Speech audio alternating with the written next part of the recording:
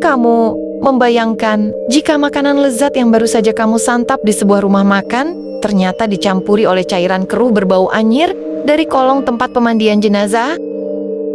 Lebih ngeri lagi, setiap rupiah yang pemiliknya dapatkan harus dibayar dengan nyawa gadis-gadis muda yang mati mengenaskan dalam kecelakaan maut. Malam ini, bersiaplah mendengarkan kesaksian kelam Teh Tanti, sebuah kisah nyata tentang pesugihan air mayit yang berujung pada teror tumbal berdarah.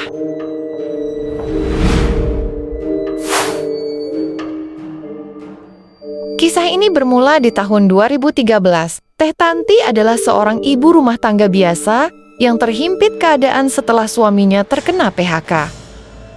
Demi menyambung hidup anak mereka yang masih kecil, ia meminjam modal 15 juta rupiah dari sang mertua untuk membuka warung makan masakan Sunda di dekat area pabrik yang strategis. Menunya menggiurkan, semur jengkol, sayur lodeh, sayur asem, dan sambal terasi. Namun, setelah berjalan 4 bulan, kenyataan pahit menghantam. Warung sepi, pembeli bisa dihitung jari, dan pendapatan hanya berkisar 100 hingga 200 ribu rupiah saja. Di tengah keputusasaan itu, Teh Tanti bertemu dengan seorang nenek misterius bernama Mak Munah di pasar. Seolah bisa membaca pikiran, Mak Munah menawarkan bantuan untuk melariskan usahanya. Syarat awalnya terdengar tak masuk akal. Teh Tanti diperintahkan membawa air bekas pemandian jenazah dan bunga 7 rupa. Pucuk dicinta, ulam pun tiba. Malam itu juga terdengar pengumuman kematian seorang tetangga di pengeras suara masjid. Tanpa pikir panjang, dengan perasaan takut yang bercampur aduk, suami Teh Tanti nekat ikut memandikan jenazah tersebut hanya demi satu tujuan. Diam-diam menampung air sisa bilasan mayat ke dalam botol air mineral berukuran besar di kolong tempat pemandian. Keesokan harinya, Mak Munah membawa mereka berdua jauh menembus kegelapan sebuah hutan di perbatasan desa. Suasana berubah drastis menjadi sangat dingin dan mencekam saat mereka tiba di sebuah gubuk reot di tengah hutan. Sang suami dilarang masuk. Di dalam gubuk, kepulan asap kemenyan menyambut Teh Tanti, diiringi tatapan tajam dari Mbah Sari, seorang dukun perempuan yang sudah sangat sepuh dan membungkuk. Teh Tanti dipaksa mengganti pakaiannya dengan selembar kain kafan putih. Di bawah langit malam yang pekat, Mbah Sari mengguyurkan air bunga 7 rupa yang telah dicampur dengan air mayit ke tubuh Teh Tanti. Seketika, rasa panas menyengat bercampur dingin yang menusuk tulang, membuat tubuhnya bergetar hebat. Angin berputar kencang, mengguncang pepohonan di sekitar gubuk. Mbah Sari kemudian memerintahkannya untuk bersemedi di dalam kegelapan. Saat mata terpejam dan mantra mulai dirapalkan, keheningan malam itu pecah. Angin menderu dahsyat. Tiba-tiba, sesosok makhluk melilit tubuh Teh Tanti. Detak jantungnya seolah berhenti saat ia diperintahkan membuka mata. Di hadapannya, berdiri sesosok makhluk mitologi yang mengerikan sekaligus memukau. Sesosok wanita berwajah sangat cantik memakai mahkota. Namun dari pinggang ke bawah, wujudnya adalah seekor ular raksasa. Sang Nyai Blorong telah menampakkan diri. Dengan suara yang mendesis dan menggetarkan sukma, makhluk itu bertanya, "Apa yang kamu inginkan?" Di bawah tekanan rasa takut yang luar biasa, bibir Teh Tanti bergetar. Namun kata-kata yang keluar dari mulutnya justru berubah tamak.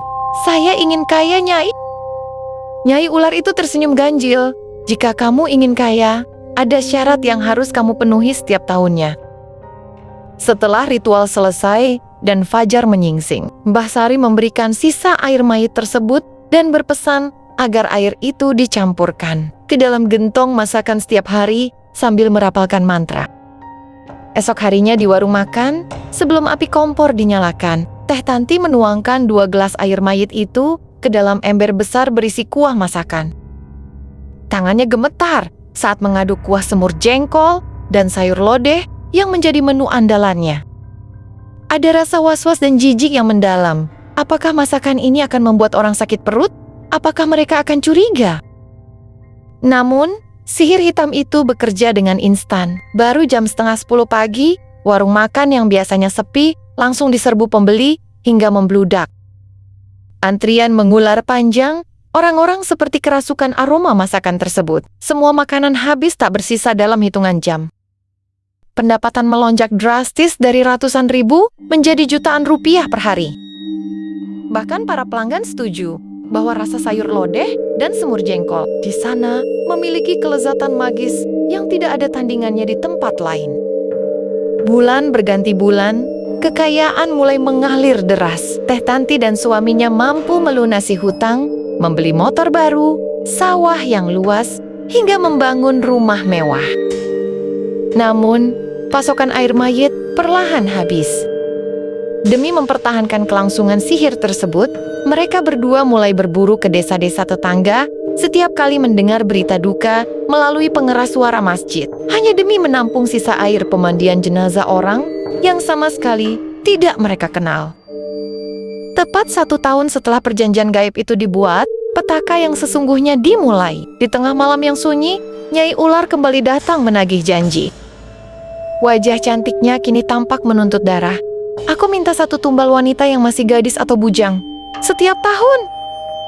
Teh Tanti dilingkupi rasa panik yang luar biasa. Pikiran kelamnya langsung tertuju pada Ningsih, seorang gadis muda, yatim piatu yang malang, dan merupakan karyawan barunya yang sangat rajin. Secara sembunyi-sembunyi, Teh Tanti mengambil foto Ningsih. Pada malam harinya, di hadapan sesajen bunga 7 rupa, kopi pahit, kopi manis, dan kepulan asap kemenyan, foto Ningsih diserahkan kepada Nyai. Sang Nyai tersenyum puas dan berkata, "Itu urusanku." Keesokan harinya, suasana di warung berjalan seperti biasa. Siang harinya, Ningsih meminta izin untuk pulang selama 2 hari karena ada urusan keluarga. Namun baru beberapa jam gadis itu melangkah pergi, seorang warga berlari terengah-engah ke warung dengan wajah pucat. "Bu, ada kecelakaan maut di depan jalan pabrik." Jantung Teh Tanti serasa copot. Ketika suaminya memeriksa ke lokasi, Ningsih sudah terbujur kaku tak bernyawa. Tubuh gadis malang itu hancur setelah terlindas truk kontainer besar. Histeris dan rasa bersalah yang teramat sangat menggores hati Teh Tanti saat ia melayat ke rumah duka, melihat nenek tua Ningsih pingsan meratapi satu-satunya cucu yang ia miliki. Namun, ketamakan telah membutakan segalanya. Di tengah prosesi memandikan jenazah Ningsih, suami Teh Tanti kembali memanfaatkan kesempatan untuk menampung air sisa pemandian tumbal mereka sendiri. Tahun kedua tiba, dan Nyai kembali menuntut darah. Korban berikutnya adalah Ani, karyawan perempuan lainnya. Pola yang sama terulang kembali secara mengerikan. Setelah fotonya diserahkan pada ritual malam hari, esoknya Ani berpamitan untuk mengantarkan makanan. Tak lama berselang, terdengar kabar bahwa Ani mengalami kecelakaan motor yang tragis. Saksi mata mengatakan bahwa motor Ani tiba-tiba berjalan oleng, seolah dikendalikan oleh kekuatan gaib. Lalu ia terjatuh dan kepalanya membentur aspal dengan sangat keras hingga tewas di tempat.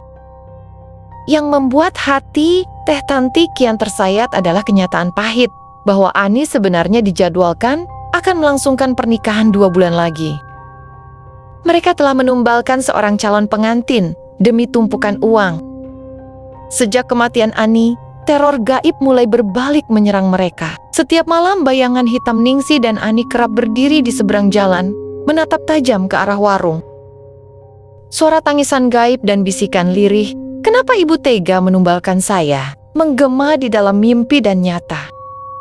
Anak balita Teh Tanti pun mulai menangis histeris setiap malam tanpa sebab yang jelas, seolah melihat sosok menyeramkan yang sedang mengincar nyawanya.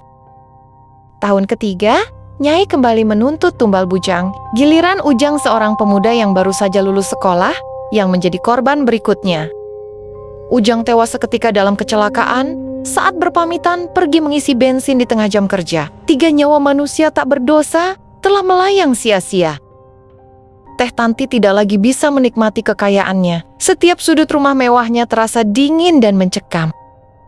Tidurnya tak pernah nyenyak. Hatinya selalu dilingkupi kegelisahan yang hebat karena dihantui oleh arwah para tumbalnya yang mati tidak ikhlas. Akhirnya, Teh Tanti menyerah. Ia kembali mendatangi Gubuk Basari untuk meminta agar tumbal manusia diganti dengan hewan. Nyai Ular muncul dalam ritual malam itu dan memperingatkan dengan suara mendesis dingin. Jika tumbal diganti, maka seluruh kekayaanmu akan merosot habis dalam sekejap. Tanpa ragu, Teh Tanti menjawab, "Tidak apa-apa, Nyai, asalkan hidup saya bisa tenang." Seketika itu juga, kutukan pembalikan dimulai. Warung makan yang semula selalu membludak, tiba-tiba menjadi sepi senyap. Tidak ada lagi pesona sihir dalam masakannya. Satu persatu, aset kekayaannya, mulai dari sawah, motor, hingga rumah, harus dijual habis hanya untuk menutupi kerugian warung yang kian sekarat. Hingga suatu hari, seorang pria dengan pancaran spiritual tinggi datang makan di warungnya. Pria itu menatap tajam ke arah Teh Tanti dan berbisik, "Kamu sedang gelisah. Jiwamu dan keluargamu kotor. Pergilah ke sebuah pesantren di tanah Jawa. Bersihkan dirimu sebelum terlambat." Merasa mendapat secercah harapan, Teh Tanti dan suaminya segera menutup warung makan mereka selamanya dan pergi menemui seorang kiai di Jawa. Di pondok pesantren itulah proses pembersihan diri yang mengerikan dimulai melalui ritual ruqyah. Saat ayat-ayat suci Al-Quran mulai dilantunkan, ruang ruqyah mendadak menjadi sangat mencekam. Tubuh Teh Tanti mendadak terasa terbakar hebat. Jiwanya berontak menolak firman-firman Tuhan. Dalam kondisi tidak sadar, makhluk gaib yang bersarang di dalam tubuhnya mengambil alih kesadarannya, membuat Teh Tanti menjerit-jerit histeris dan memaki-maki sang kiai dengan kata-kata kasar yang kotor. Di tengah jalannya proses ruqyah yang menegangkan itu, sebuah kabar buruk datang dari kampung halaman. Warung ruko tempat usaha pesugihannya hangus terbakar habis dilalap api misterius tanpa sisa. 1 tahun penuh, Teh Tanti harus menjalani proses ruqyah yang menyakitkan untuk benar-benar memutus perjanjian darah dengan Nyai Ular. Tubuhnya lemas tak berdaya setiap kali prosesi selesai. Namun perlahan-lahan, hawa hitam yang menyelimuti dirinya sirna. Sang kiai akhirnya menyatakan bahwa jiwanya telah bersih. Hartanya habis tak bersisa. Ia kembali menjadi orang miskin. Namun untuk pertama kalinya dalam 3 tahun terakhir, Teh Tanti akhirnya bisa menghela napas dengan lega dan merasakan kedamaian hidup yang sesungguhnya. Sobat sekalian, dari kisah kelam Teh Tanti ini, kita diingatkan dengan sangat keras bahwa tidak ada jalan pintas menuju kesuksesan yang berakhir dengan kebahagiaan. Kekayaan yang dibangun di atas penderitaan, air mata, dan nyawa orang lain hanya akan mendatangkan kutukan serta kesengsaraan yang mendalam bagi diri sendiri dan keluarga. Lebih baik hidup sederhana namun dilingkupi rasa tenang dan berkah daripada hidup bergelimang harta namun dipenuhi ketakutan, dosa besar, dan rasa bersalah yang mengikis jiwa. Ingatlah, segala sesuatu yang didapatkan dengan cara yang salah pada akhirnya akan direnggut kembali oleh waktu dengan bayaran yang jauh lebih mahal. Jangan lupa saksikan kisah lengkapnya di channel YouTube Malam Mencekam, karena di sana kamu akan menyaksikan langsung orang yang menceritakan kisah ini, dan tentunya akan lebih seru dan mendebarkan. Terima kasih telah menyimak kisah ini. Sampai jumpa di kisah lainnya dari Malam Mencekam.